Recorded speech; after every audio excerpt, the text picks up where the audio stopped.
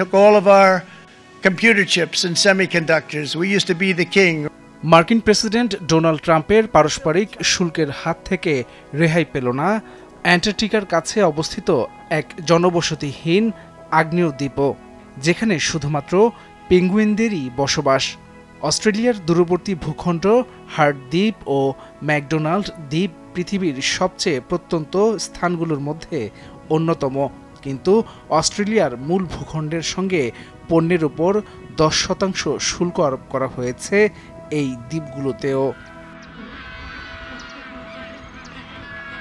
Australian Antarctic programme অনুসারে আবহাওয়ার উপর নির্ভর করে পশ্চিম অস্ট্রেলিয়ার ফ্রেম্যান্টল থেকে জাহাজে হার্ট দ্বীপে পৌঁছাতে প্রায় 10 দিন সময় লাগে।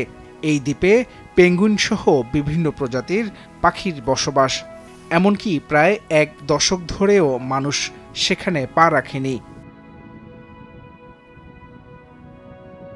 তারপরও ট্রাম্পের এই দ্বীপগুলোতে শুল্ক আরোপ নিয়ে তীব্র প্রতিক্রিয়া জানিয়েছেন অস্ট্রেলিয়ার প্রধানমন্ত্রী অ্যান্থনি আলবানিজ। তিনি বলেন, পৃথিবীর কোনো জায়গায় নিরাপদ নয়, এমনকি ট্রাম্প প্রশাসনের এই শুল্ক চাপানোর কোনো যুক্তিসঙ্গত ভিত্তি নেই এবং এটি দুই দেশের অংশীদারিত্বের ভিত্তির বিরুদ্ধেও বলে দাবি করেছেন তিনি। যদিও অস্ট্রেলিয়া পাল্টা আমেরিকার উপর পারস্পরিক শুল্ক আরোপ করবে না। তিনি বলেন, আমরা এমন কোনো প্রতিযোগিতায় নামতে চাই না যার ফলে পণ্যের দাম বেড়ে যায় এবং প্রবৃদ্ধি ধীর হয়ে যায়। 2 এপ্রিল আমেরিকার স্থানীয় সময় বিকেল 4টা নাগাদ পারস্পরিক শুল্ক নিয়ে বিস্তারিত ঘোষণা করেন ডোনাল্ড ট্রাম্প। ভারত, চীন, ব্রিটেন সহ বেশ কয়েকটি দেশে এই শুল্ক চাপানো হয়েছে, আর সেই তালিকায় রয়েছে এইসব নির্জন দ্বীপগুলো।